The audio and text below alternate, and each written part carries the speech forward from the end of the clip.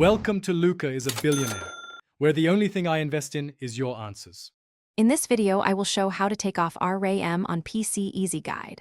Power down the computer, unplug cables, and discharge static electricity before you touch any components. Remove the case panel following your case manual and lay it aside carefully.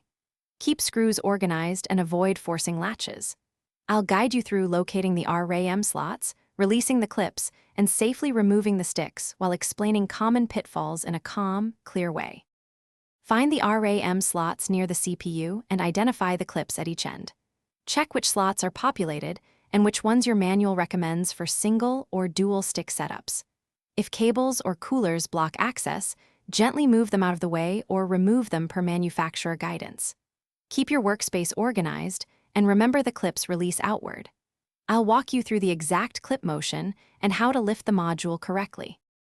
Gently press both retention clips outward until the RAM module releases and pops up slightly at an angle.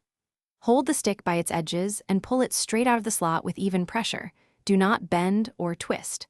Once removed, set the module in an anti-static bag or on a safe surface. If reconnecting later, align the notch and firmly seat the stick until the clips snap back into place to secure it.